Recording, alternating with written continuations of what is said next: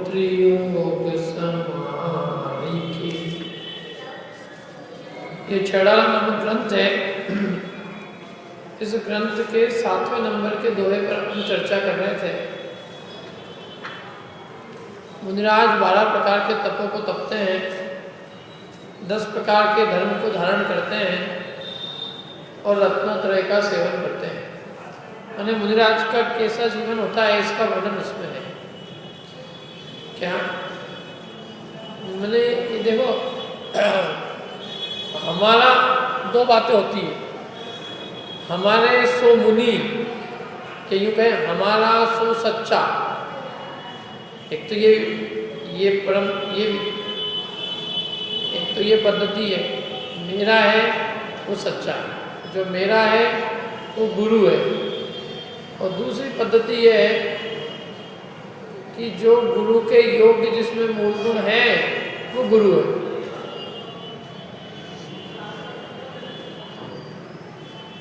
मैंने ये गुरु कौन कहलाने योग्य है कि जिसमें ये विशेषताएं हैं वो हमारा गुरु है, और जिसमें भी होगी ये विशेषता वो हमारे क्या है, गुरु है।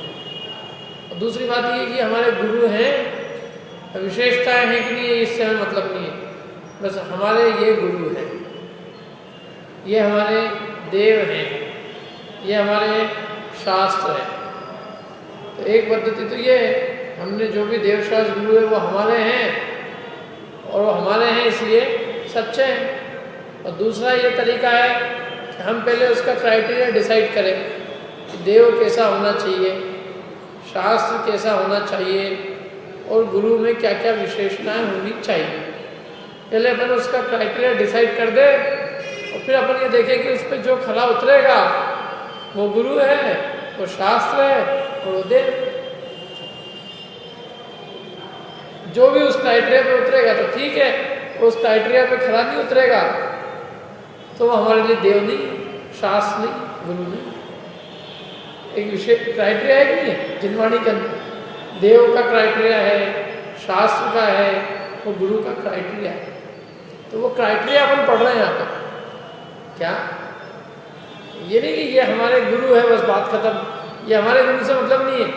गुरु ऐसे होते हैं, मुनिराज वो होते हैं, माने जो साधु परमेष्ठी होते हैं उनके जीवन में ये विशेषताएं पाई जाती हैं। क्योंकि गुरु तो सभी, खेलने में भी गुरु कहलाता है, ये गुरु है। और देव में कपिल भी कपिल देव है।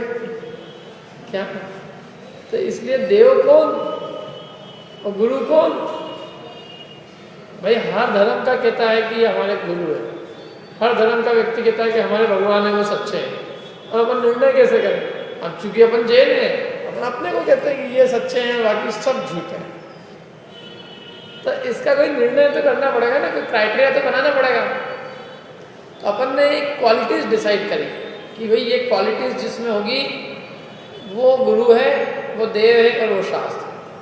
और वो क्वालिटीज अपन ने ऐसी बनाई हैं कि जो हर व्यक्ति को मान्य हो। भाई हम में और उनमें कोई अंतर होना चाहिए। समझ लो मैं लेट आऊँ, आप लोग मेरे से पूछो पंडित जी आप लेट कैसे हो गए? क्यों लेट? मैं आ रहा था, बीच में क्या हुआ, और मेरी गर्लफ्रेंड खड़ी थी रास्ते में, तो उससे मिलने गया। थोड़ी देर बाद उससे की एक से निपटा नहीं, आगे गया तो दूसरी खड़ी थी। पंडित जी आप क्या बात कर रहे हो? यहाँ भैया इसीलिए लेट हो गया, इसमें गलती क्या है? तो लोग कहेंगे कि अभी इनमें पढ़ाने लायक विशेषता इनमें नहीं है। तो अभी अपने को जो पढ़ाने वाला है उसकी यदि गर्लफ्रेंड हो तो अपन स्वीकार नहीं कर सकते। और यदि हमारे गुरु की हो, तो गुरु क्या, गुरु के भी गुरु परम गुरु भगवान जिनेंद्र की हो, माने भगवान की हो, कि भाई क्या है, लीला है ये, इसमें क्या है? जब हमारी नहीं हो, हमारी मतलब उनकी हो सकती है, हमारी भी हो सकती है। तो इसलिए एक आदमी ने को गीत बनाया ना कि वो करे तो उनकी तो रास लीला है, और यदि हम करें तो हमारा कैरेक्टर ढील है। ये तो न्याय नहीं हुआ ना। न्याय तो सबके साथ एक सही का होना चाहिए। यदि मैं यदि ये कहूँ कि मेरी कोई मित्र है तो लोग कहेंगे आपका आचरण हीन है कि अच्छा आचरण कहेंगे। क्यों? निम्न आचरण वाले हैं ये।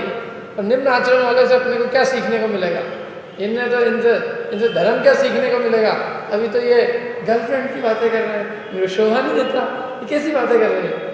तो जब ऐसा पंडित नहीं बात कर सकता, तो जिस भगवान की हो यदि ऐसी, अपन कहें कि भाई कैसे हो सकती इनकी है कि नहीं, वो आप नो क्वेश्चन, दिस इज रासलीला, रासलीला में सब संभव है। साहब इन्होंने मक्खन चुरा लिया, चुराना नहीं चाहिए वैसे तो कोई भी चीज़, हमने तो यही पढ़ा शास्त्र में कि चोरी एक पाप है, कि नहीं, वो उनकी लीला है। अच्छा, उसके बाद में उन्होंने फिर झूठ भी बोला कि मक्खन था मुंह पे और उन्होंने कहा मैंने नहीं खाया। तो झूठ तो बोलना मना किया है, हमको स्कूल में सिखाया गया डोंट लाई, झूठ नहीं बोलना चाहिए। तो फिर भगवान कि नहीं, वो उनकी लीला है, नो क्वेश्चन। तो अपन कहेंगे ना भाई वो करे तो उनकी तो लीला है, और यदि मैं करूँ तो मेरा कैरेक्टर ढीला है। तो ये न्याय की बात नहीं हुई। ऐसे ही देव में और मेरे में कोई अंतर होना चाहिए। समझ लो, जो जो दोष मेरे में पाए जाए वो उनमें पाए जाए, तो मैं उनको अपना देव कह सकता हूँ। जो चीजें अपने को बिना सिखाए सीखने को मिल जाती है। क्या खाना किसको पसंद नहीं है बताओ? किसी ने सिखाया आपको किसी स्कूल में कि पेड़ा बहुत अच्छा लगता है, मजा आ जाता है उसको खाने में? ऐसे कौन से स्कूल में जाके सीखा पेड़ा खाने में बहुत अच्छा लगता है? सब बच्चे रटो, जैसे अपन रटते ना, 2 दूनी 4, 2 तिया 6, पेड़ा अच्छा लगता है, पेड़ा बहुत अच्छा लगता है। जैसे किसी स्कूल में जाके सीखा है। तो जो चीज़ अपने को यूँ ही सीखा है, और अपन यहाँ शास्त्र लिखा हो, मतलब अपन यहाँ पढ़ने आए और ये कहें अपन कि भैया अभी तुम सबको प्रसादी बटेगी यहाँ, और सब यहीं रहना, और भगवान की प्रसादी है, पेड़ा बटेगा। तो ये काम तो पेड़ा खाने में तो हमको यूँ ही अच्छा लगता था, हमने धर्म के नाम पे भी किया क्या? पेड़ ही खाए क्या? मैंने या शरीर का पोषण करने की बात करें कि रोज सुबह 4 बादाम खानी चाहिए, दिमाग बहुत अच्छा रहता है उससे, क्या? और घूमने फिरने जाना चाहिए आदमी को, और शरीर तंदुरुस्त रहना चाहिए एकदम, और खूब भोग भोगने चाहिए, इससे मज़ा आता है। तो ये बात सीखने के लिए अपन यहाँ आए, यहाँ आने की जरूरत क्या है? ये बात तो बाहर कोई भी सिखा देगा हमको। तो ये यदि बात जिनवाणी सिखा रही होगी तो हम कहेंगे ये जिनवाणी नहीं, ये जिनवाणी नहीं है, ये जनवाणी है। जिनवाणी वो होती है जो हमारे को विषय भोग से हटाती हो। विषय भोग तो बीमारी है, यदि ये बीमारी हमको सीखनी थी तो हम यहाँ क्यों आए? यदि भोग भोगने की शिक्षा लेनी थी तो वो तो सारे संसार में सभी लोग उसमें रचे पचे हुए हैं। फिर उसको मतलब उसी को बढ़ाया तो जिनवाणी ने किया क्या? बल्कि और उस रोग को बढ़ाने का काम किया। जैसे गुरु जो काम हम करें वो हमारे गुरु करें। समझ लो अभी अपने को गर्मी बिल्कुल पसंद नहीं है तो अपन फिर भी अपन सहन करते हैं कैसे भी। अपने मंदिरों में कहीं भी पंखा तक नहीं है कि पंखा? देखो आपको अपने रामेश्वर मंदिर में एक पंखा भी नहीं मिलेगा आपको। देखा किसी ने? अरे हाँ, मैं दिखा रहा हूँ सबको, देख लो एक बार अच्छे से, ऊपर से नीचे तक देखा ना मिलेगा आपको। यहाँ एक पंखा भी नहीं मिलेगा। क्यों नहीं मिलेगा? क्योंकि अपनी मानते हैं कि पंखे में जीव हिंसा होती है। और यदि अपने कोई ऐसे गुरु हो जो सबसे पहले पूछे कि मैं यहाँ जा रहा हूँ AC है कि नहीं है, यदि AC नहीं होगा तो हम वहाँ नहीं जाएंगे, पहले AC की व्यवस्था करो। साहब बहुत पैसे लगते, तो पैसे लगते तो हम फिर तुम भक्त किस काम के? यदि हम गुरु हैं तो तुमको हमारी सेवा करनी चाहिए। तो हम कहेंगे कि भाई ये विषय भोग तो हम भी भोगते हैं और ये विषय भोग आप भोग रहे हो, तो हम में और आप में अंतर क्या रहा? मेरा बैंक अकाउंट हो, मैं उसमें पैसे रखूँ, समझ में आए? उनका बैंक अकाउंट हो, पैसे हो, सब कुछ हो, मैंने जितनी जो धन का आडंबर अपने हैं ऐसे ही धन परिग्रह का आडंबर पूरा उनके पास भी रहे तो हम कहेंगे कि कोई अंतर दिखाई नहीं देता। तो इसलिए यह क्राइटेरिया सिखा रहे हैं अपने को कि वो कौन सी क्वालिटीज़ है जिनके आधार से हम किसी को कहेंगे कि ये गुरु है, और वो कौन सी ऐसी विशेषताएं हैं जो उनमें होनी चाहिए। और फिर उस क्राइटेरिया के ऊपर जो खरा उतरेगा, चाहे वो अन्य मत का हो चाहे अपने मत का हो, यदि उसमें वो विशेषताएं होगी तो हम उसको मानेंगे, और उसमें वो नहीं होगी तो हम नहीं मानेंगे। समझ में? एग्जाम में जो पास होगा उसको नौकरी पर रखा जाएगा, चाहे वो मेरा सगा भाई हो चाहे कोई भी हो। यदि वो यदि वो एलिजिबल नहीं होगा तो मेरा सगा भाई हो, मेरा सगा बेटा हो, लेकिन वो रखा नहीं जा सकता। क्यों? क्योंकि एलिजिबिलिटी क्राइटेरिया पे वो खड़ा नहीं उतरता।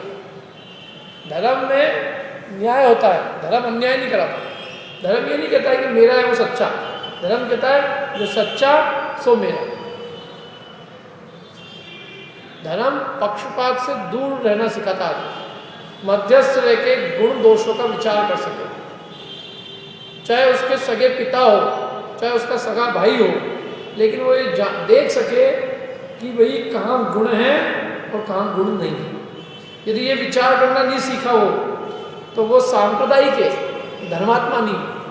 समझ में आ रही बात? सांप्रदायिक माने उसका एक संप्रदाय है कि भाई ये मेरा संप्रदाय है और जो इसको नहीं मानेगा वो काफिर है और उसको दुनिया में रहने का अधिकार नहीं है, उनको सबको मार डालो, खत्म कर दो।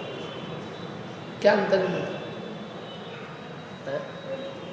फरमान जारी कर दे, इस दुनिया में जितने भी खुदा को नहीं मानते हैं वो सब काफिर है। तो एक ने कहा कि दुनिया में जितने राम को नहीं मानते उन सबको पाकिस्तान भेज देना चाहिए। कल से कोई कह देगा जो जीसस क्राइस्ट को नहीं मानते उनको इस धरती पर रहने का अधिकार नहीं है। क्या? तो ये तो सब संप्रदाय की बातें हो गई ना। ये तो बताओ जीसस क्राइस्ट में है क्या जिससे हम उनको माने? राम में क्या है, खुदा में क्या है? ये कोई बात करने को तैयार नहीं है। बस ये है तुम राम को क्यों नहीं मानते हो? नहीं मानोगे तो हम तुमको तलवार से घाट डालेंगे। लेकिन भैया राम में है क्या, ऐसी कौन सी चीज़ है राम में जिससे हम उनको माने? खुदा में कौन सी चीज़ है? जीसस क्राइस्ट में कौन सी चीज़ है? वो विशेषताएं तो बताओ, क्वालिटी तो बताओ।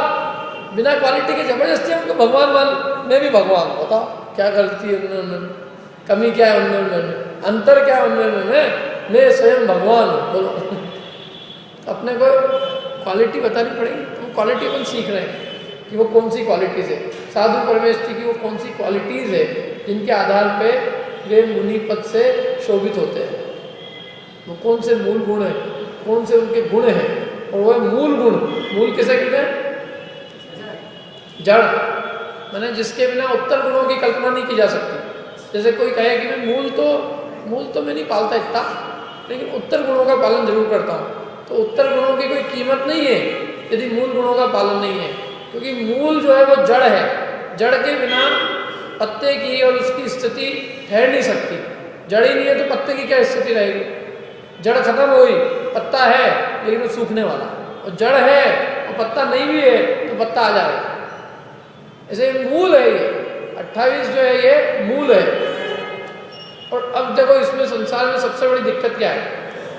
जगत की ऐसी मान्यता है कि जिसमें एक भी मूल गुण हो वो हमारा गुरु है, ऐसी जगत की मान्यता है। और जिनवाणी माँ कहती है कि जिसमें एक भी नहीं हो वो भी हमारा गुरु नहीं है। अब ये दोनों की मेल कैसे मिला? या तो अपन जिनवाणी की मानना बंद कर दो, वही इसमें जो लिखा है यूं लिख के चले गए, या तो जिनवाणी मानना बंद करें या जो लोगों है उनकी आज्ञा मानना बंद करें। भाई यदि 28 मूल गुण में से जिनवाणी तो कहती है कि एक मूल गुण भी नहीं होवे तो वो साधु परमेष्ठी नहीं है, एक भी नहीं हो तो। इतनी कड़क आज्ञा है उसका। जैसे परिग्रह, भाई परिग्रह है तो अपने हिसाब से तो अपन ही मानते हैं कि चलो थोड़े परिग्रह का त्याग किया ठीक है, लेकिन जिनवाणी माँ ये कहती है कि यदि वो साधु परमेष्ठी के योग्य उसको हम कहेंगे, मैंने साधु परमेष्ठी की यदि हम बात करेंगे, हम जो बाउंड्री लाइन खींची है वो तो ऐसी है कि इतना सा भी यदि परिग्रह होगा, तिल का टुकड़ा जितना भी, तो भी वो इधर की साइड में आएगा, वो उधर की साइड में नहीं जाएगा। इधर और उधर की साइड क्या है? मतलब एक बाउंड्री खींच दिया, एक बाउंड्री तो खींचनी पड़ेगी ना, एक क्राइटेरिया खींच दिया अपन। क्या का क्राइटेरिया कि भाई कौन इसके उधर है तो साधु परमेष्ठी है और इधर है तो श्रावक है। अब वो लंगोटी भी है, एक लंगोटी, जब एक ही तो है लंगोटी। अब एक लंगोटी में क्या है, कौन सी बहुत बड़ी चीज़ कि नहीं, एक लंगोटी भी है तो वो उत्कृष्ट श्रावक है, साधु नहीं। क्योंकि तुम अभी जरा सी ढील दोगे, अभी लंगोट दोगे, फिर उस लंगोट के साथ साथ में पूरा का पूरा परिग्रह आ जाएगा। इसलिए जब हमने ये कहा कि परिग्रह नहीं होना चाहिए तो इतना सा भी नहीं होना चाहिए, बिल्कुल साफ कि जो इधर होगा यदि इतना सा भी परिग्रह है तो वो श्रावक की श्रेणी में है, और जिसके पास कुछ भी परिग्रह नहीं है वो मुनिराज की श्रेणी में। क्योंकि परिग्रह विकल्प का कारण है, आकुलता का कारण है, दुख का कारण है, आलम का कारण है, मूर्छा का कारण है, जीव हिंसा का कारण है, चिंता है। तो मुनिराज निश्चिंत होने के लिए बने। जब तक परिग्रह की इतनी से भी लालसा है तब तक वो अपने श्रावक अवस्था में लेकर ध्यान, मतलब अपने जितनी आराधना बन सकती है आत्माराधना उतनी आराधना करने को मना नहीं किया उसको। इसलिए उसकी 11 प्रतिमाएं होती, जितना उससे यथाचित त्याग बन सकता है उतना वो 11 प्रतिमाओं के अंदर लेके करते।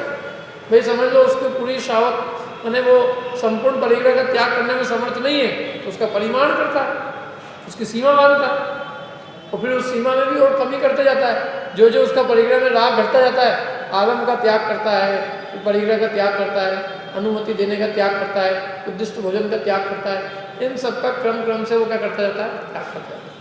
श्रावक की भूमिका में नहीं रहते, यदि उसमें सामर्थ्य नहीं है महाव्रत धारण करने की समस्त परिग्रह का तो कोई बात नहीं, आत्म साधना करने का फिर भी उसका अवसर है। क्या अवसर है कि वो श्रावक भूमिका में रहते हुए प्रतिमाओं का आचरण करते हुए अपने में भीतर आत्मा बढ़ा। बाकी जो क्राइटेरिया है वो तो क्राइटेरिया एकदम फिक्स। परिग्रह इतना सा भी मुनि अवस्था में स्वीकार नहीं है, और वो इतना सा स्वीकार करने को तुम दोगे जगह तो वो सब चीज़ आ जाएगी। मोबाइल भी होएगा, लैपटॉप भी आएगा, और एक दिन मठ भी आएगा, सब गाड़ी घोड़ा ये सब आ जाएगा, कोई चीज़ ऐसी बचेगी नहीं, पूरा का पूरा परिकर ही साफ हो जाएगा। बल्कि एक गृहस्थ के पास जितना परिग्रह नहीं होगा उससे अधिक हो सकता है। इसलिए उन्होंने कहा कि नहीं, मुनिराज माने इतना सा भी परिग्रह उनके पास नहीं हो सकता।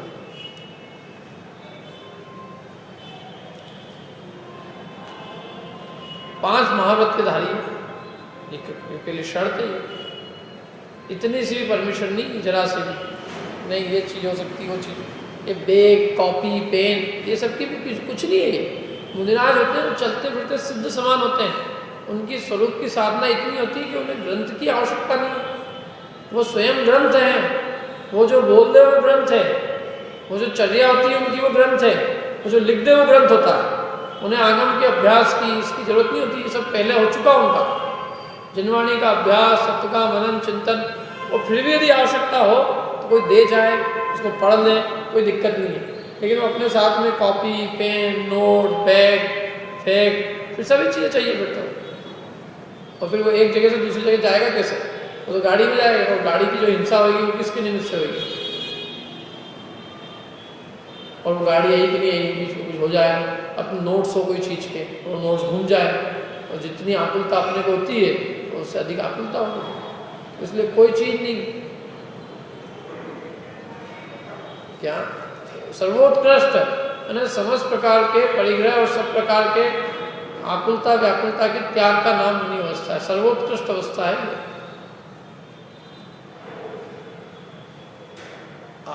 अग्नि को हथेली में रखने के समान, आग पीने के समान है एक अपेक्षा से। जिसके भीत रागता है, राग घट गया, उसके लिए सब सहज है।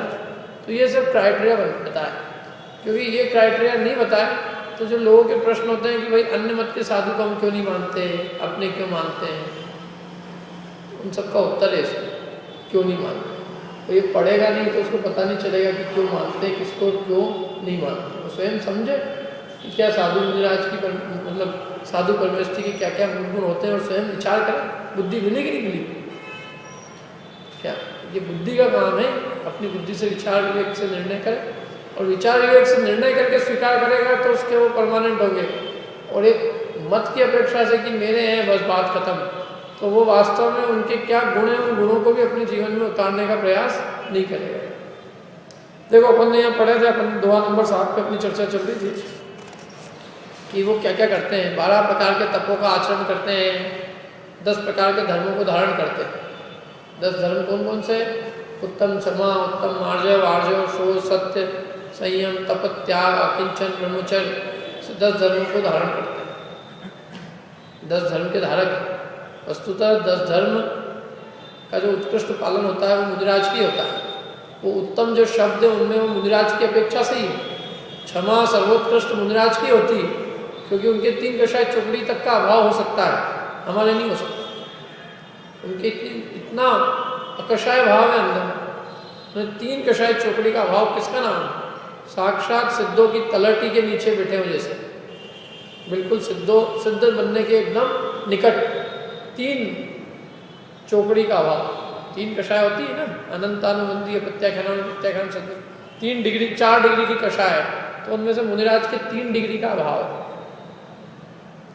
तो उनकी कषाय बहुत कम है। ऐसी उत्तम क्षमा है, इसलिए उनकी क्षमा को उत्तम क्षमा कहा जाता है। उत्तम है, उत्तम उनके मार्दव है, उत्तम आर्जव है, उत्तम शोच, उत्तम सत्य, संयम, तप, त्याग, आकिंचन, परमाणु मात्र भी मेरा कुछ नहीं है। और ब्रह्मचर्य, उत्कृष्ट का जाति का ब्रह्मचर्य, ऐसे गुण जिनमें हैं वे जो है वे रत्नत्रय से, और रत्नत्रय सेवे सदा, रत्नत्रय का निरंतर सेवन करते हैं। रत्नत्रय क्या है? सम्यक दर्शन, सम्यक ज्ञान, सम्यक चैत्य आराधना करते हैं। परद्रव्यों से भिन्न अपने आत्मा की रुचि है उन्हें, परद्रव्यों से भिन्न अपने आत्मा का ज्ञान है, और अपने आत्मा में लीनता करने का पुरुषार्थ करते हैं। मैंने जिन्हें अपनी आत्मा के अलावा जगत में किसी पदार्थ की रुचि नहीं है।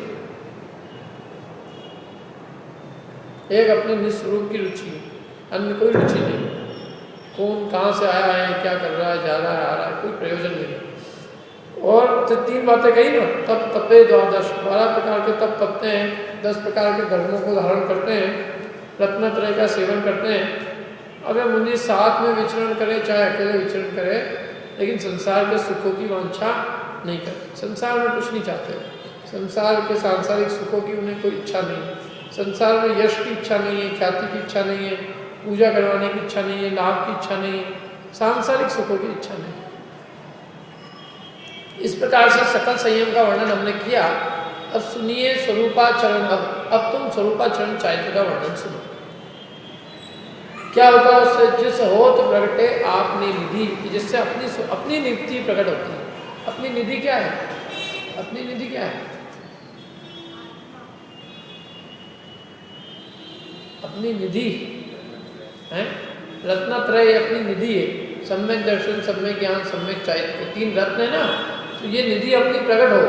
मैंने अब हम उस चरित्र का वर्णन करते हैं जिस चरित्र से मुनिराज को केवल ज्ञान प्रकट होता है, और उसको सुन के क्या होगा कि हमारे में भी उन गुणों को प्राप्त करने की भावना उत्पन्न होगी, तो हमारे में भी अपनी निधि प्रकट होगी।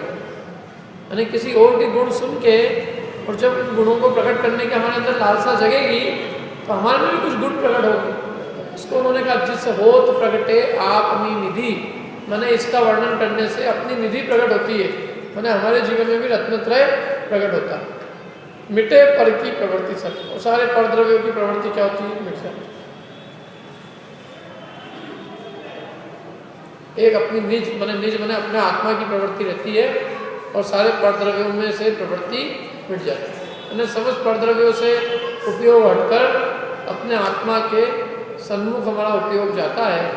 इस प्रकार से हम स्वरूपाचरण चैत्य का वर्णन करते हैं कि जिससे हमारा उपयोग काय में जाए? अपनी आत्मा में जाए, पर पदार्थ से उपयोग हटे। देखो अगला दुआ नंबर 8। जिन परम पैनी सुबुध छेनी धारी अंतर में दिया वर्णा दिया निज भाव को न्यारा किया, निज माही निज के हेतु निज कर आपको आपे गहो, गुण गुणी ज्ञाता ज्ञान गेय मजा कछु भेदन रयो। जिन परम पेनी, जिन्होंने परम पेनी, पेनी माने बहुत तीक्ष्ण धार वाली, सुबुद्धि रूपी छेनी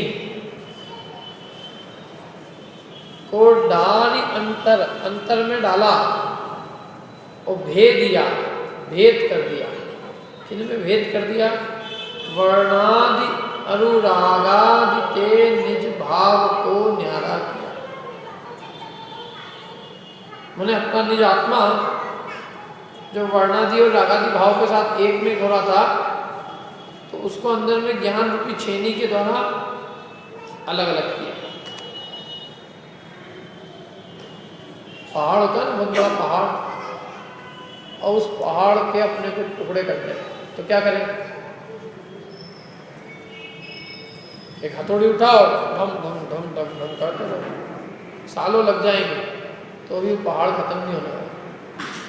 कोई उसमें ये ढूंढो, उसमें कोई दरार हो, और वो यदि दरार का पता चल जाए तो अपने को केवल उस दरार में थोड़ा और बड़ा छेद करने की जरूरत है।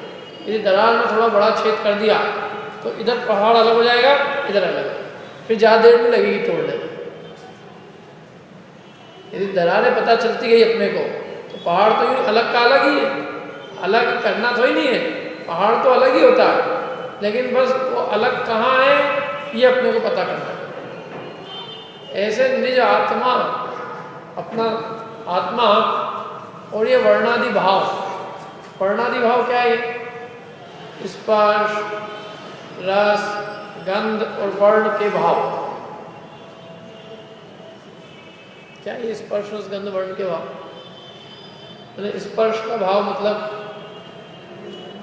जैसे चिकना है, स्पर्श है ना, तो स्पर्श करो तो अपने पता चलता है कि हाथ चिकना है, कि रूखा है, गर्म है कि ठंडा है, कड़ा है कि नरम है, हल्का है कि भारी है। ये स्पर्श गुण है ना। ऐसे इसमें रस गुण भी है, चखो तो कुछ स्वाद आता है इसका, गंध भी है, इसका रंग भी है। तो ये किसका है? अपने आत्मा का है। लेकिन अपने को क्या भासता है? अपने निज आत्मा का भासता है। मैं किसी से कहूँ यहाँ पे बैठे बैठे, आज तो बहुत अच्छे सुंदर दिख रहा है नितेश जी, क्या बात है। आदमी सो रहा हो तो एकदम जाग जाए। हाँ, पंडित जी ने मेरी कुछ बात कही, मतलब तो बिल्कुल जवान दिख रहा है एकदम, तो व्यक्ति को ऐसा लगता है कि आज तो मेरा दिन बहुत बढ़िया गया।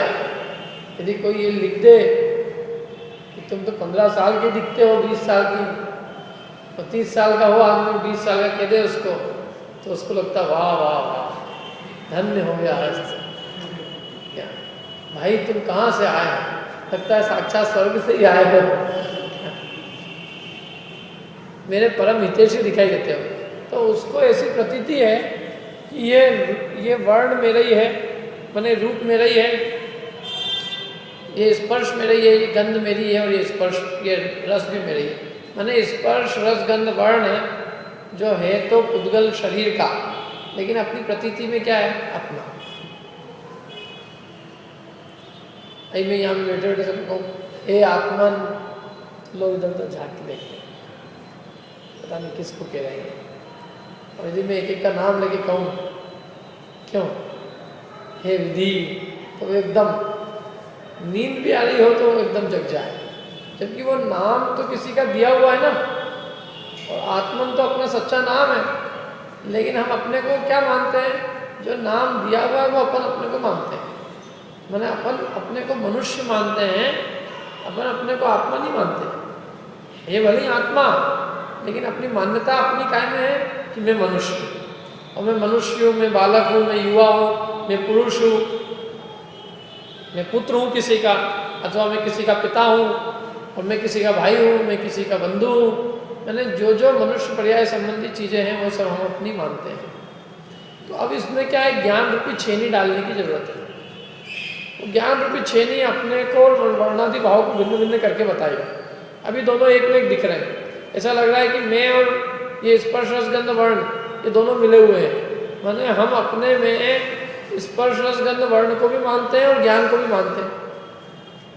हमारा स्वरूप केवल ज्ञान मात्र है, लेकिन हम अपने को ज्ञान मात्र न मानकर, केवल ज्ञान मात्र न मानकर अपने में ये मानते हैं कि मैं काला गोरा भी हूँ और ज्ञान वाला भी हूँ। अकेला ज्ञान वाला नहीं मानते, 2 in 1 हूँ मैं, ज्ञान भी करता हूँ और ये भी हैंडसम भी हूँ, ज्ञान भी करता हूँ, बुद्धि भी बहुत है मेरे में और दिखने में भी बहुत अच्छा। क्या यदि अपन ये कह दो कि तू दिखने में बहुत अच्छा नहीं है, फिर दिमाग तो अच्छा है, अरे क्या तुमने कैसे मेरे को, दिखने में अच्छा ही दिख रहा हूँ, दिखने में भी अच्छा हूँ और मेरा ज्ञान भी बहुत अच्छा है, दोनों ही क्वालिटीज़ मेरे में है। तो वो कहते हैं कि ये दो क्वालिटी नहीं है तेरे में, क्वालिटी तो एक ही है। कौन सी है? कौन सी क्वालिटी है? ज्ञान अपनी क्वालिटी है, वो क्वालिटी अपने में सदा रहती है, ये तो क्वालिटी चली जाएगी। समझ लो आज वो 20 साल का उसको के भी दिया, लेकिन वो तो जितने का होगा उतने में होगा ना, फिर 60 साल का हो जाएगा, 70 साल का हो जाएगा, तो फिर कोई उसको कहेगा तुम 20 साल के दिखते हो, क्या मजा है कर रहे 20 साल के। किसी को कहो, किसी बुजुर्ग सो तुम तो 20 साल के दिखते हो, तो वो अपने को कहेगा भैया मेरी मजाक मत उड़ाओ। क्या तो कभी न कभी का तो वो हो ही जाएगा ना। अब हम उसकी कितने ही छुपाएं, लेकिन वो तो जो है सो है ही।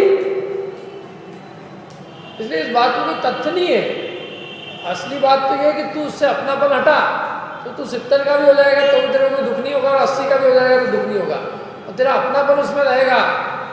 तो आज नहीं तो कल तो कोई कहेगा ही सही कि तू बुढ़िया गया है, सटिया गया है, और नहीं भी कोई कहेगा तो तू असल में बुढ़ा तो होगा, तो होगा ही ना, और मरेगा तब भी मरेगा ही ना। मरना और बूढ़ा होने से तो कोई रोक सकता नहीं। तो तू बूढ़ा अपने को मानना बंद करे तो तू बुढ़ा होने से बंद हो सकता है, रुक सकता है। तू अपने को आत्मा मानने तो तू मृत्यु से बच सकता है, बाकी किसी के कहने से और उससे मृत्यु से नहीं बच सकता। हम किसी के कहने से जवान हो सकते हैं क्या? हमको कोई भले ही कहे कि आप कितने जवान, लेकिन मैं जो होगा वही होगा कि उसके कहने से जवान हो जाऊंगा है। कोई मेरे को कहे 18 साल का, तो मैं 18 का हो जाऊंगा क्या उससे? वो अपने कहने वाला अपनी मूर्खता बताए, भले प्रसन्न करने की कोशिश करे, लेकिन वस्तु तो जो होगी सो होगी ना। हाँ, यदि मेरे को 18 साल से यदि मेरे को बड़ा बनने से यदि रुकना है, अपने आप को बड़ा बनने से रोकना है, तो उसका एक उपाय है। क्या उपाय है? क्या उपाय है?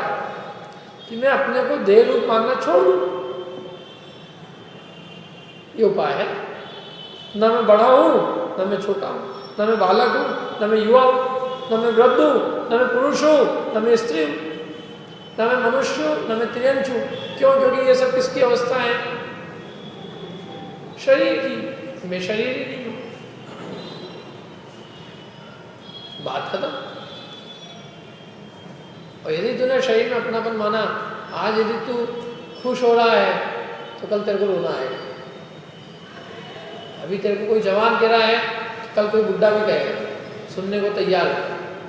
इसलिए देह के आश्रय से कोई सुखी नहीं हो सकता। यदि वो आश्रय अपने निज आत्मा का करेगा, माने भेद विज्ञान करेगा, वर्णादि भाव से अपने आत्मा को भिन्न करेगा, तो वो सदाकाल सुखी रह सकता है। तो यहाँ एक क्या करना है कि ज्ञान रूपी परम पेनी डालनी है, क्योंकि ये दोनों ऐसे एक में एक हो गए हैं, देह और आत्मा का ऐसा एक में एक संबंध हो रहा है कि ये दोनों भिन्न भिन्न भाषित नहीं होते, एक में एक भाषित होते हैं। ऐसा लगता है ये एक ही, तो अलग अलग कहाँ? जैसे दूध और पानी एक ही है कि अलग अलग? जो अपने घर में दूध आता है वो अकेला दूध है कि पानी भी है? प्योर दूध की कह रहा हूँ मैं, जो पानी मिला के नहीं लाया हो। जो पानी मिला के लाया वो वाला दूध नहीं कह रहा था। ईमानदार जो आदमी लेके आया है असली दूध, शोध का, मर्यादा का, खुद निकलवा के लाया, खुद ही निकाल के लाया, खुद निकलवा के भी खुद ही निकाल दिया, खुद निकाल के लाया। वो जो शुद्ध दूध है, मर्यादित दूध में पानी है कि नहीं है?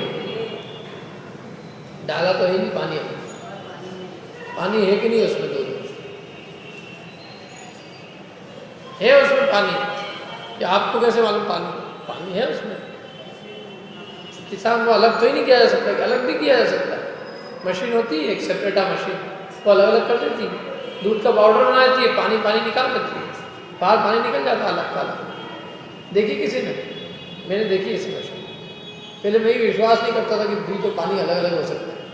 मैंने खुद ने एक मशीन देखी, उस मशीन में जब पानी निकाला तो एकदम ऐसा लगता है बिल्कुल जैसे कि पानी निकल रहा, थोड़ी इतनी हल्की सफेदी थी, इतनी सी, कोई अपने को मालूम है। इसलिए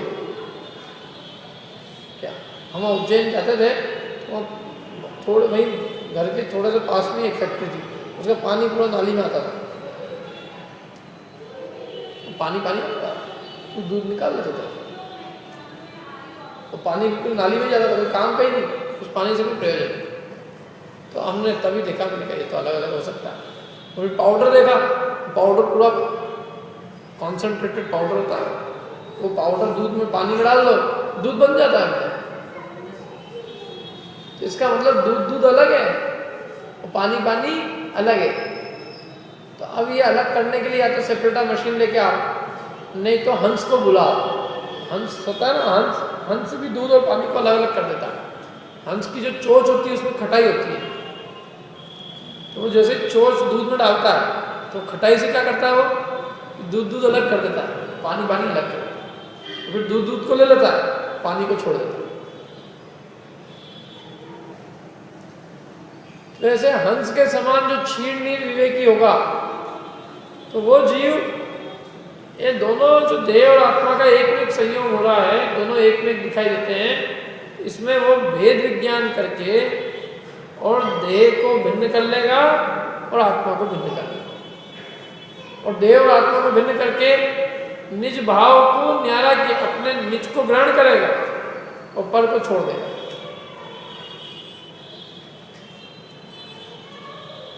तो एक तो वर्णादि से लेके माने स्पर्श, रस, गंध, वर्ण, संस्थान, सहनन, ऐसे कितने भाव हैं मालूम आपको?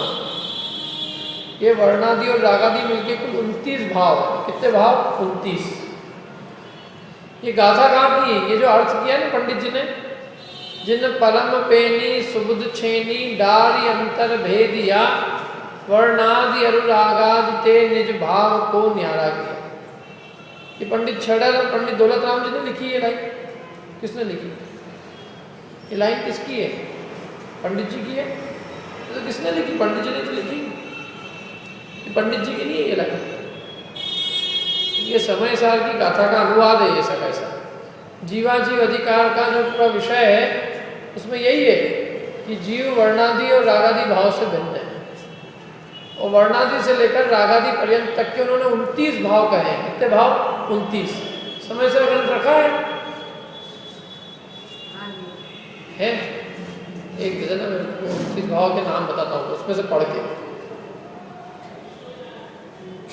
इसमें भी दिए होंगे से नहीं दिए इसमें 29 भाव है। देखो 4 तो ये हो गए, कौन कौन से? 4 तो मैंने बता दिया आपको। कौन कौन से? स्पर्श, रस, गंध और वर्ण। 5वां और सुन लो। संस्थान मतलब आकार। ये जो आकार है ये किसका आकार है? शरीर का है, अपने आत्मा का आकार नहीं, ये देह का आकार है। आकार से भी मैं भिन्न हूँ, क्योंकि आकार तो बदलता रहता है। यदि इस आकार को मैं अपना मानूं तो ये आकार जब चला जाएगा तो मेरा भी नाश हो जाना चाहिए, लेकिन ऐसा नहीं होता। मैं तो बना रहता हूँ और आकार चला जाता है। इसका मतलब मैं वो आकार नहीं हूँ। अच्छा चलो, यदि अभी अपन ने बच्चे का आकार है, ये आकार बच्चा माने कि ये आकार मेरा है, फिर वो आकार बदलता है कि नहीं बदलता? वो वही रहता है कि नहीं रहता है? कि आत्मा भी बदल गया, आत्मा वही है और आकार बदल गया। इसका मतलब आत्मा आकार नहीं है। आकार में नहीं हूँ, और क्या क्या मैं नहीं हूँ? संस्थान सहनन में नहीं हूँ। हड्डियों की जो ताकत होती है ना, वो मैं नहीं हूँ। हड्डियों की ताकत, किसी की हड्डी की ताकत ज़्यादा होती है, सहनन होता है ना। किसी का वज्रशत महाराज सहनन होता है, यूँ कर दे तो सारा मुंह की अपनी तो हड्डियाँ निकल जाए सारी। सचमुच मतलब उनकी वज्र की होती है ऐसी, जरा सा कोहनी भी लग जाए किसी को तो उसके सारे मुंह का हिसाब किताब ही सही हो जाए। यहीं खड़े खड़े ही वो लोग चाहते हैं कि भाई अंदर का दिख जाए तो लोगों को दिख जाएंगे। इतनी उनकी ताकत और हड्डियाँ होती। हनुमान जी की थी, ऊपर से कूदे गिर गए, तो जिस जगह गिरे उस जगह पहाड़ के टुकड़े टुकड़े हो गए, उनका कुछ नहीं हुआ। तो ये संसानन कहलाता है। सानन माने हड्डियों की ताकत। तो वो भी मेरी नहीं है, वो भी किसकी है? किसके खाते में जाएगी? उद्गल के खाते में। तो स्पर्श, रस, गंध, वर्ण, संस्थान और क्या? संस्थान सहनन। कितने हो गए? 6 हो गए। पूरा क्रम से बताता हूँ मैं आपको। वर्णो न गंधो न रसो,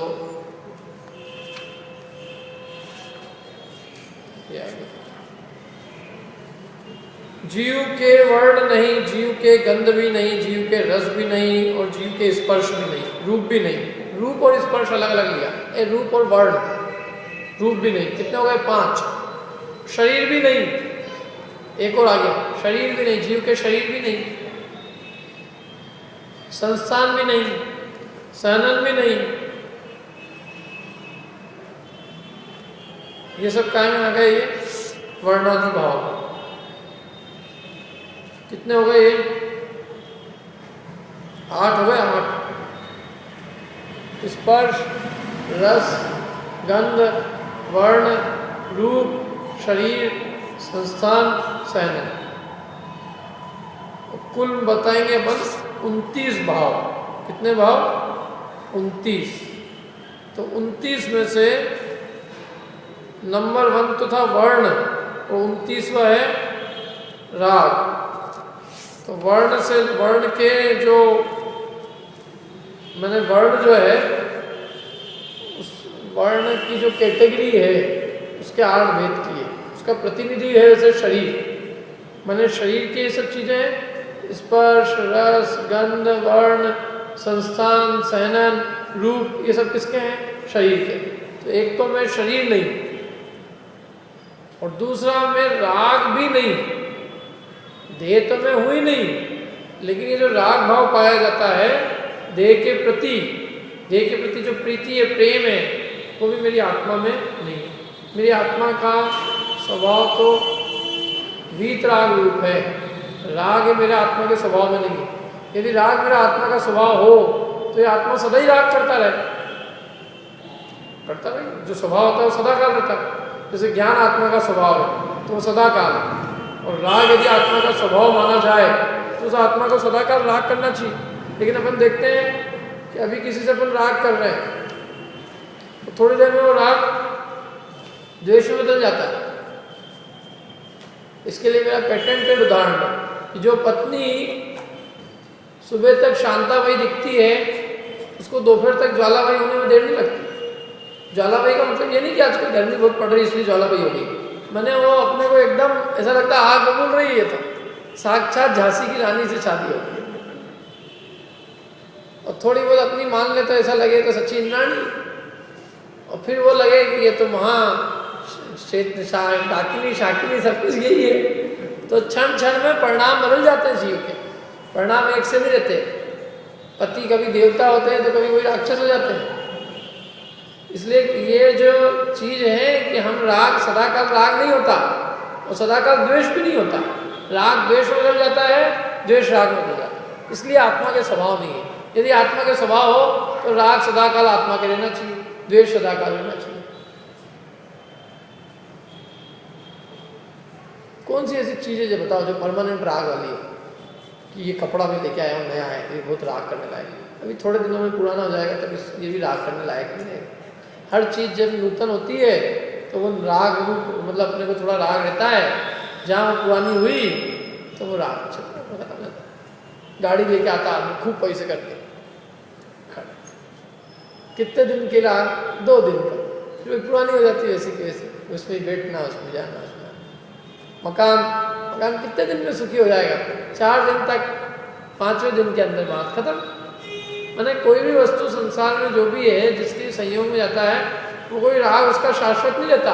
नहीं तो आदमी बदलता क्यों? रोज बदलता है चीज़ें, हर थोड़े दिनों में कभी उसको ये चाहिए नया, कभी ये नया चाहिए। क्यों भैया, तेरे को एक बार आता गई नई चीज़, आता गई तेरे को एक बार नया कपड़ा दिला तो दिया, नहीं अब तो वो भी पुराना हो गया, अब कुछ नया। अच्छा ठीक है, फिर नया दिला दिया, अब कुछ तीसरी चीज़ नहीं, फिर चौथी चीज़ नहीं। हर 2-3 दिन में उसका शौक खत्म हो जाता है। बच्चों को, बच्चा बोले मेरे को मोबाइल फ़ोन चाहिए, मोबाइल फ़ोन चाहिए, दिला दो इसको, दिला दिया, सुखी हो गया अब तो तू। अरे क्या सुखी हो गए, मोबाइल फ़ोन ही तो दिलाया पिताजी ने, मैं तो उनसे गाड़ी का भी कह रहा था, इनका वो भी दिला दो इसको, तो इससे कुछ होने जाने वाला नहीं। क्योंकि वो 5-10 दिन के बाद में वो जो नई चीज़ है उसका शौक खत्म हो जाएगा, वो तीसरी नई चीज़ की डिमांड करने लग जाएगा। राग जो है वो सदाकाल नहीं रहता किसी वस्तु के प्रति। कोई नूतन नवीन वस्तु होती है तो उसका आकर्षण रहता है, तब तक शुरू शुरू में राग रहता है। जो जो वस्तु जान ली जाती है तो उसके प्रति का राग समाप्त हो जाता है। तो इसलिए वो आत्मा का स्वभाव नहीं है। इसलिए उन्होंने वर्णादि में तो शरीर लिया और रागादि भाव में और भी भाव लिए, 21 भाव रागादि में लिए और 8 भाव शरीर के अंतर्गत है। 8 में से अपने नाम बताया ना, स्पर्श, रस, गंध, वर्ण, शरीर, रूप, संस्थान, सैनन, 8 हो गए। अभी 21 राग के सुनना देखो। इनमें से 21 में से मैं गारंटी देता हूँ कि 2, 3, 4, 5 नाम के अलावा आपको किसी को कुछ समझ में नहीं आएगा। समझ में नहीं आना चाहिए, जैसे पंडित कैसे रहेगा, समझ में आ जाए तो। लेकिन आप सुनना अभी तो केवल, और फिर उसके बाद में अपन कोशिश करेंगे जितने समझ में आ जाए उतने उसमें से। देखो कुछ नाम तो ऐसे हैं जो अपन ने सुने पहली बार, सुनोगे आप पहली बार। एक तो राग, राग तो सबको ख्याल में, द्वेष ये भी ख्याल में। अब देखो आगे,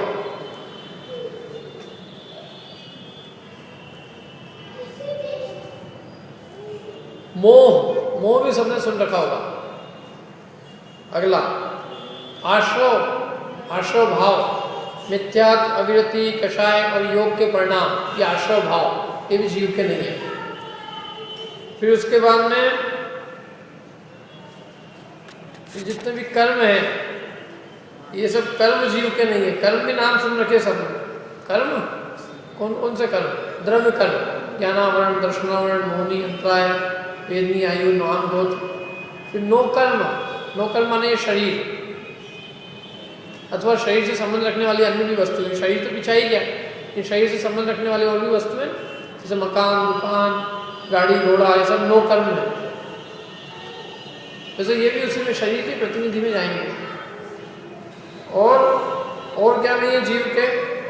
वर्ग नहीं, वर्गणा नहीं, स्पर्धक नहीं, अध्यात्म स्थान नहीं, अनुभाग स्थान नहीं, योग स्थान नहीं, बंध स्थान नहीं, उदय स्थान नहीं, मार्गणा स्थान नहीं, स्थिति बंध स्थान नहीं, संक्लेश स्थान नहीं, विशुद्ध स्थान भी जीव के नहीं, संयम लब्धि स्थान नहीं, जीव स्थान भी नहीं और गुण स्थान भी नहीं।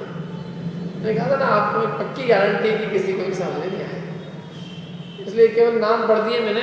आप तो केवल 2 चीज़ें याद रखना जिनसे अपने को मुख्य रूप से भेद विज्ञान करना है। एक तो वर्णादि भाव, वर्ण, और एक राग, वर्ण और राग। और वर्ण भी नहीं रहे तो शरीर, शरीर और राग। मैंने इन 2 से जिसने भेद विज्ञान कर लिया तो उन 2 में सब आ जाएंगे। अब किसी को उन 2 का विस्तार समझना हो तो उसको पढ़ना पड़ेगा, समझना पड़ेगा क्या क्या है। लेकिन अन्यथा तो ये बिल्कुल सरल है। रागादि भाव आत्मा में नहीं है और देह में, देह भी आत्मा का नहीं है। देह और राग से जिसने आत्मा को भिन्न किया तो उसने भेद विज्ञान किया, और उसने जिसने भेद विज्ञान किया तो उसने वास्तव में अपने निज आत्म स्वरूप को प्राप्त किया। समझना? और कैसे होगा ये काम? भेद कैसे होगा? भेद, भेद पता करो कि भेद कहाँ है। वर्णादि और रागादि, वर्णादि और आत्मा एक में घोड़ा है, लेकिन दोनों में भेद है ना। पेनी वहाँ चलाई जाती है जहाँ भेद पहले से होता है। पेनी भेद नहीं करती है, पेनी तो भेद को उजागर करती है। तो ज्ञान रूपी पेनी को अंदर में डालकर जो देह और आत्मा में जो भेद है उस भेद को प्रकट करना है। ऐसे राग में और ज्ञान में ऑलरेडी भेद है। हम कोई ज्ञान और राग में भेद हमें करना नहीं है, ज्ञान में उस भेद को जानना है। तो इसलिए ज्ञान रूपी पेनी को ऐसी जगह चलाना है जहाँ वो ये दिखे कि ये देह जुदा है और आत्मा जुदा है, राग जुदा है और ज्ञान जुदा है। आने की बात समझ में? जिन परम पेनी सुबुद्ध छेनी, बहुत परम पेनी लिया, वो पेनी कैसी? सुबुद्धि रूपी छेनी है। बुद्धि रूपी छेनी को अंदर में डालना है। अंदर मैंने क्या डालना है? यहाँ अंदर मैंने अपने ज्ञान में उसका उपयोग करना। एक अलंकारिक भाषा है, पेनी का उदाहरण दिया है। जैसे पेनी डालते हैं कहीं पे और उससे 2 चीज़ों का भेद कर देते हैं, ऐसे अपने ज्ञान में देह और आत्मा का भेद विज्ञान हो गए, राग और ज्ञान का भेद विज्ञान हो गए, ऐसी छेनी अंदर में डालते। उस छेनी का नाम दिया उन्होंने सुबुद्धि रूपी छेनी। क्या नाम दिया? सुबुद्धि रूपी छेनी। वो कैसी है वो सुबुद्धि रूपी छेनी? बहुत पेनी है। पेनी नहीं होएगी तो काम नहीं होएगा। तो पेनी का मतलब या तुम उपयोग एकदम सूक्ष्म करो, यदि तुम्हारा उपयोग सूक्ष्म नहीं होगा तो ये दोनों तुम्हें भिन्न भिन्न भी भाषित होंगे। ऐसा भाषित होगा कि दोनों एक में, किन दो में अपने को भिन्न करना है, भेद करना है, दो में भेद करना है ना। एक तो वर्ण आदि भाव में और आत्मा में, और दूसरा राग में और ज्ञान में। तो ये भेद करना ऐसे ही नहीं, अपन समझने के लिए तो अपन सब समझ जाते हैं। देखो ये बात समझने के स्तर पे बहुत सरल है, लेकिन मानने के स्तर पे बहुत कठिन है। समझने में सरल है कि नहीं है कि शरीर और आत्मा भिन्न भिन्न है। मैं तो कहता हूँ एक आबाल गोपाल छोटा बच्चा भी हो, यदि उसमें समझने की बुद्धि हो तो उसको भी समझाया जा सकता है कि देह जुदा और आत्मा जुदा है, जीव जुदा उद्गल जुदा, यही तत्व को सार। ये तत्व का सार समझ तो लिया उसने, लेकिन मानता नहीं है। क्या यदि आधे घंटे आपके शरीर की तारीफ करें हम तो आपको नींद नहीं आएगी, और मैं 15 मिनट आत्मा के गीत गाऊं यहाँ, हे आत्मन तू अनंत ज्ञान का धनी है, अनंत सुख का धनी है, अनंत वीर का धनी है, इस आत्मा में अनंत शक्ति है, 46 शक्ति है, कुछ नाम ये है, दृष्टि शक्ति, सर्व की शक्ति। तो एक आधा नहीं, पता नहीं किसकी क्या बातें कर रहे हैं, और कौन कौन की दृष्टि ने दृष्टि अभी कौन कौन सी होती है वही जाने क्या। तो वो दृष्टि शक्ति, चिति शक्ति, ज्ञान शक्ति, ये शक्ति मेरी है ऐसा प्रतीत नहीं होता। लेकिन ये कहें कि आपके कपड़े बहुत अच्छे हैं, जूते बहुत अच्छे हैं, चप्पलें बहुत अच्छी है, तो वो मेरी है। मैंने हम पर पदार्थ की बातें करें तो उसमें तो अपने को लगती है कि अपनी प्रशंसा है, लेकिन अपने आत्मा के गुण गाएं तो उसमें हमें लगता है कि हमारी प्रशंसा ही नहीं है, क्योंकि अपनापन किसमें, अपना शरीर में। इसलिए अपने को शरीर की प्रशंसा कितनी देर में, अभी यहाँ पे 1 घंटे तक एक एक आदमी के शरीर की प्रशंसा के लिए अपन कोई गीत बनाए या एक दूसरे को कहें, एक दूसरे की प्रशंसा करो, कोई उठ के नहीं जाएगा यहाँ से। सबका सम्मान समारोह आज, सबका सम्मान समारोह होगा, हर आदमी का सम्मान किया जाएगा। यहाँ बुला के स्टेज पे माला पहनाई जाएगी, उसका फोटो आएगा कल अखबार में, सबके फोटो लेंगे, फोटो सबको देंगे, घर पे भेजेंगे, जो जो भी करेंगे सबको बहुत अच्छा लगता है। और ये कहें अपन कि सबको बस अपने आत्मा की चर्चा सुनने को मिलेगी, निज आत्मा की। तो निज आत्मा, आत्मा कोई निज कब से हो गया? निज तो रुपया पैसा है, शरीर आत्मा थोड़ी निज है। तो इसलिए ये भेद विज्ञान करना काहे से, ज्ञान रूपी छेनी से। तुम इस ज्ञान को अपने इस सुबुद्धि रूपी छेनी को अपने अंदर में डालना और देखना कि ये भेद है कि नहीं है। हम हमारे कहने से नहीं मतलब मान लेना, तुम अंदर खुद अनुभव करके देखो, तुम स्वयं सुबुद्धि रूपी छेनी को अंदर में डाल के देखो, देखो कि ये दोनों भिन्न भिन्न है कि एक वस्तु। देखो मरने के बाद तो आदमी अलग हो गई, लेकिन जिसने जीते जी अपने आत्मा को और शरीर को भिन्न भिन्न देख लिया तो जीते जी निश्चिंत है, अमर है। अन्यथा मरने के बाद तो हर आदमी को दूसरी देह धारण करनी है।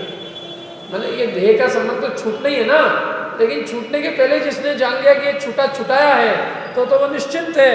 तो जिसने देह में अपनापन किया वो दुखी है। इसलिए सुबुद्धि छेनी को अंदर में डाले, डाल अंतर और भेद कर दे, वर्णादि भाव से और रागादि भाव से, राग से, द्वेष से, मोह से, इन सब भाव से। ये सब अपने नहीं है, ये मोह राग द्वेष भाव ये सब जीव के विभाव भाव है, स्वभाव भाव नहीं है। क्योंकि यदि स्वभाव होते तो इनका कभी अभाव नहीं हो सकता था।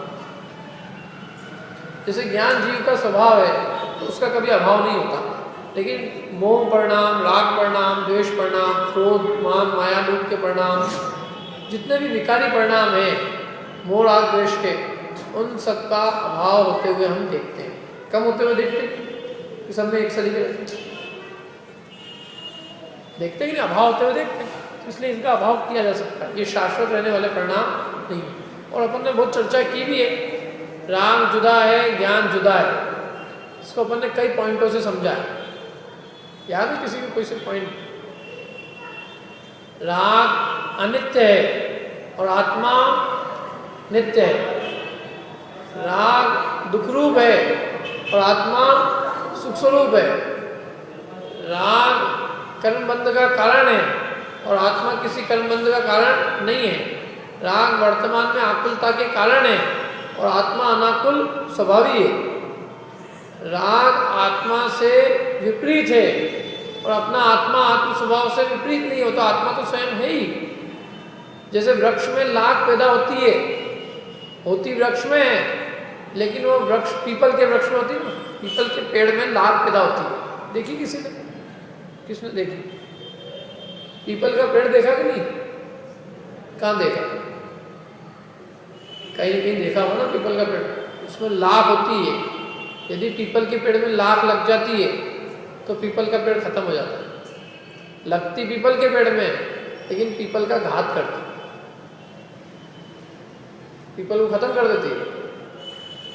तो ऐसे ही राग भाव होते तो आत्मा में, आत्मा से बाहर नहीं होते, लेकिन वो आत्मा के घात करने वाले पड़ जाते, इसलिए आत्मा से विपरीत है।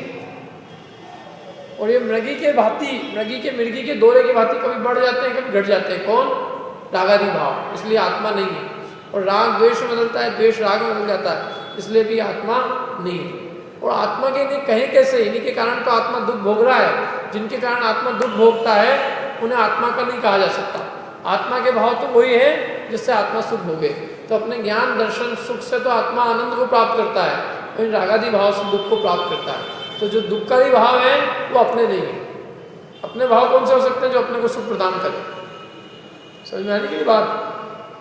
अपन अपने शत्रुओं को अपना कहते हैं क्या? ये कौन है? ये हमारे शत्रु है। कि अपन ऐसे कहते हैं कि हमारे मित्र है, हमारे शत्रु है, हम अपने ही लोग हैं। अपने कैसे? कि हमारा इनसे लड़ाई झगड़ा चलता रहता, ये अपने शत्रु है। तो अपने शत्रु नहीं बोला जाता। जो अपने हैं वो शत्रु नहीं है, और शत्रु है अपना नहीं है। ऐसे रागादि भाव चूंकि हमारा घात करते हैं, भले ही हमने होते हो, लेकिन हमारा घात करते हैं, इसलिए हमारे नहीं। तो इस प्रकार से रागादि भाव से भेद विज्ञान करे। वर्णादि अनुरागादिते निज भाव को न्यारा। निज भाव को न्यारा करना। निज भाव कौन सा है इसमें? निज भाव को न्यारा करना है ना। तो वर्ण और राग भाव तो एक तरफ कर दिए और अपने निज भाव को न्यारा किया, अलग किया। तो निज भाव क्या है? हाँ, ज्ञान दर्शन चेतन में ये निज भाव है। तो इस ज्ञान दर्शन को रागादि भाव से क्या किया? अलग कर। आई समझ में? ठीक है। अब आगे क्या है देखो, आगे की पंक्ति पढ़ लेते हैं, अर्थ अपन कल करेंगे। आज समय हो गया आपका, 2 पंक्ति में पूरा टाइम होगा।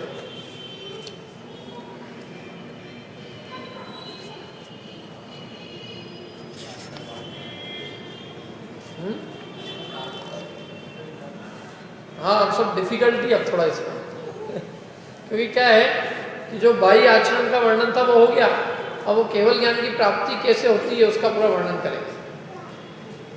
निज माहि निज के हेतु निज कर आपको आपे गयो गुण गुणी ज्ञात ज्ञान गेय मझार कछु भेदन रयो।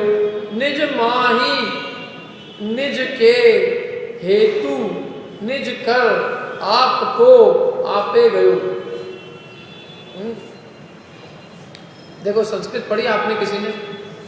स्कूल में थोड़ी बहुत तो पढ़ी होगी ना। 6 विभक्ति होती है उसके अंदर।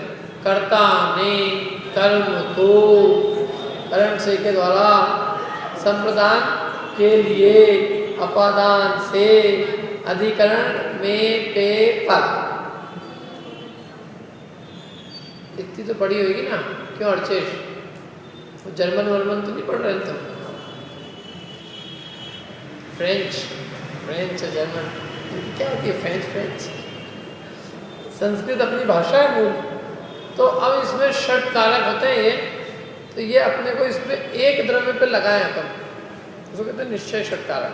2 द्रव्यों पे लगाए अलग अलग, तो वो व्यवहार षट कारक होते हैं। जैसे कुम्हार घड़े को बनाता है, चाक के द्वारा बनाता है,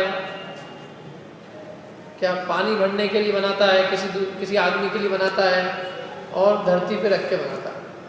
तो कुम्हार घड़े को चाक आदि के द्वारा पृथ्वी पे रख के और किसी अन्य आदमी के लिए बनाता है। इसमें सब षटकारक अलग अलग है। और अब एक ही के अंदर लगाओ, मिट्टी घड़े को मिट्टी के द्वारा, मिट्टी के लिए, मिट्टी से और मिट्टी के आधार से बनाती है। इसको कहते हैं एक ही द्रव्य में लगाना। तो अब यहाँ एक ही द्रव्य में षटकारक लगाएं। कैसे लगाएं? निज माही, स्वयं के अंदर, निज के हेतु और निज के लिए, निज माही, निज के हेतु, निज कर, निज के द्वारा, और आपको, अपने आप को, और आपे गयो, अपने ने ग्रहण किया। माने हमने अपने आत्मा को और अपने द्वारा, अपने लिए और अपने में ग्रहण किया। माने यार कोई परद्रव्य नहीं रहा, 6 कारक अपने में लगाया। आपे गयो, आपने ग्रहण किया। किसको ग्रहण किया? आपको ग्रहण किया। किसके लिए ग्रहण किया? निज के हेतु, आपके लिए ग्रहण किया। और किसके द्वारा ग्रहण किया? निज कर, निज के द्वारा ग्रहण किया। और किस में ग्रहण किया? आप में ग्रहण किया। समझ में ये 6 विभक्ति लग गई। मैं अपने को, अपने द्वारा, अपने लिए, अपने से, अपने में ग्रहण करता हूं। ये इस एक पंक्ति का सीधा अर्थ है। निज माहि निज के हेतु, निज कर आपको आपे गयो। मैंने मेरे को कोई परद्रव्य नहीं दिखता, मेरे को शरीर नहीं दिखता, राग नहीं दिखता, पर मैंने अपने को ही ग्रहण किया। मैंने अपने को, अपने लिए, अपने में, अपने द्वारा, अपने से ग्रहण कर लिया।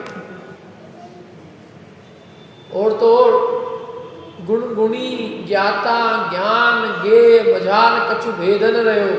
गुण गुणी का भेद मेरे को नहीं दिखता। मैं गुणी, मेरे में ज्ञान दर्शन गुण, ऐसा भेद भी मुझे नहीं दिखता। मैं ही गुणी हूँ और मैं ही गुण हूँ। मैं ही ज्ञाता हूँ, मैं ही ज्ञान हूँ और मैं ही ज्ञेय हूँ। मैं अपने को ही जानता हूँ। क्या? मैं अपने को जानता हूँ और मैं ही जानता हूँ, और मैं मेरे ज्ञान गुण से ही जानता हूँ। मैंने ज्ञान गुण भी मैं ही हूँ, जो जानने में आता है वो भी मैं ही हूँ, और जो जानता है वो भी मैं ही हूँ। अभेद दशा, ये स्वरूप के ध्यान की अवस्था का वर्णन चल रहा है, जिस ध्यान के द्वारा मुनिराज क्या करते हैं? केवल ज्ञान की प्राप्ति करते हैं। ये उसका वर्णन है। क्या करते हैं मुनिराज उस समय? कि मुनिराज जो है अपने में ऐसे मगन हो गए, क्या उन्हें गुण गुणी का भेद नहीं दिखता, ज्ञान ज्ञाता ज्ञेय का भेद नहीं दिखता, परद्रव्य दिखाई नहीं देता, और बस वो अपने में मगन हो गए। तो जब ही तो ऐसी मगनता के द्वारा ही तो फिर पीछे बताया कि उनको हिरण उस समय खाज खुजालता है, तो उनको खबर नहीं लगती कि कोई हिरण खाज भी खुजाल रहा है। कोई सिगड़ी लगा देता सिर पे सिगड़ी। क्या अपने को तो कोई बोल दे कि तुम्हारे सिर पे कल सिगड़ी लगाने वाला है। अच्छा कल सिगड़ी लगाने वाले हो क्या? क्या अपन आज ही देख लेते हैं थोड़ा बहुत। तो अपन इतनी बात में गुस्सा आ जाए अपने को, तो साक्षात सिगड़ी लग जाए तो क्या हाल है? या तवा रख दो, एक आध बार रखना मत कोई किसी के ऊपर काट के देखने के लिए, ना खुद के ऊपर। लेकिन एक कल्पना करो उस बात की, उस अवस्था का, तो कैसी दशा होगी मुनिराज की।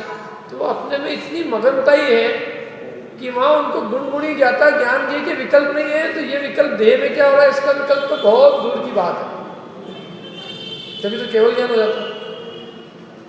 जिनके देह में राग होता है, अरे हाय जला करा मरा करा करते करते, और फिर भी मरता ही है वो। ऐसा नहीं मरता, मरना तो यूँ भी है ही, लेकिन देह में राग छोड़ के मरे तो देह ही नहीं मिला अगली बार। तो ये मुनिराज की इस ध्यान अवस्था का वर्णन है कि षट कारक उनमें है, गुण गुणी का भेद नहीं है, ज्ञाता ज्ञान के अंदर कुछ भेद भी नहीं है। तीनों चीज का ज्ञाता ज्ञान ज्ञेय। ज्ञेय माने जानने में आने वाला, और ज्ञाता माने जानने वाला, और ज्ञान माने जिसके द्वारा जाना जाता है। ज्ञान गुण है, ज्ञाता द्रव्य है, और ज्ञेय जानने में आने वाले पर द्रव्य। जानने में आने वाली चीज, ज्ञेय माने जानने योग्य, ज्ञाता माने जानने वाला, ज्ञान माने जिसके द्वारा जाना जाता है। ज्ञान माने जो जानता है, जान तो ज्ञाता ज्ञान, ये गुण गुणी का भेद होता है। इसमें भेद भी हमें स्वीकार नहीं, ये विकल्प है। जैसे जब अपन पी रहे हैं, ठंडा ही पी रहे हैं, तो कोई आदमी के इसमें देख के होता ना, इसमें केसर कितनी है, इलायची कितनी है, लोग केसर कितनी है, इलायची कितनी है, दूध कितना है, पानी कितना है, तुम चुपचाप रहे ठंडा ही पी लें। तो अभी ठंडा ही पीते समय डिस्टर्ब नहीं, अभी ठंडा ही पिएगी, ये देखेगी इसमें दूध कितनी है और केसर कितनी है। यदि केसर के ऊपर ध्यान देंगे तो ठंडा ही नहीं पी पाएंगे। केसर कितनी है और केसर के भाव का ध्यान आ जाए तो बहुत महंगी है और ज़्यादा लगेगी, तो ठंडा ही एक तरफ रह जाएगी। क्या किसी कंजूस को यदि खाना खिलाने उसके घर पे बिठा दो और खाना खिलाते खिलाते बोलो कि आज तो घी बहुत अच्छा डला हुआ है इसमें, और घी वैसे तो बहुत महंगा है, लेकिन इन सेठ जी ने बहुत बढ़िया किया, तो वो उसको जितना जितना उसमें घी वी ये सब दिखेगा, जितना जितना माल खाएगा तो उसको माल खाने का आनंद नहीं आएगा, क्या बात का आनंद दुख होएगा, इतना मेरी पत्नी ने आज मेरे को बर्बाद करके रख दिया, घर लुटा दिया पूरा का पूरा इसने, तो अब क्या होएगा। घी देख के इतना घी, यहाँ तुम भी खाओ दूसरे को भी खिलाओ, लेकिन विकल्प होते ना जिस चीज के, तो विकल्प में आनंद नहीं आता। और निर्विकल्प बस अभी हम ठंडे ही पी रहे हैं, या हमें कोई बात सुनना भी नहीं, क्या है क्या नहीं डला हुआ इससे कोई मतलब नहीं, अभी बस पी लेने दो। यदि अपने को कोई आदमी कोई खाने को दे और अपने से टेस्ट पूछे, इसका टेस्ट बताना, तो अपने को खाने का वैसा मजा आ सकता है क्या जो अपने को कोई कुछ नहीं पूछ रहा है और आराम से खा रहा है। बताओ किस में आनंद ज़्यादा है? खाने में ज़्यादा आनंद।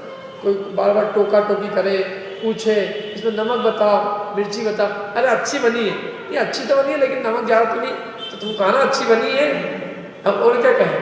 तो अच्छी का मतलब बस भोग कर रहे हैं, उसमें विकल्प नहीं है। तो ऐसे ही कह रहे हैं कि वो मुनिराज को ये ज्ञाता, मैं ज्ञाता हूँ और ये ज्ञान है मेरे में गुण, ये विकल्प भी मंजूर नहीं। ये विकल्प यदि होंगे तो आत्मा की अनुभूति आनंद नहीं ले सकते। इसलिए अनुभूति के काल में कोई भेदों का भी, मैंने भेदों के विकल्प का भी वहां पे अवकाश, भेद के विकल्प भी नहीं, किसी बात का विकल्प नहीं है। अभेद आत्मा की अनुभूति में मगन है। इसलिए उन्होंने कहा न गुण गुणी का भेद है, न ज्ञेय ज्ञाता ज्ञान का कोई भेद रहा, बस वो तो अपने आनंद में मगन। ठीक है, बाकी चर्चा अपन अगली बार करेंगे।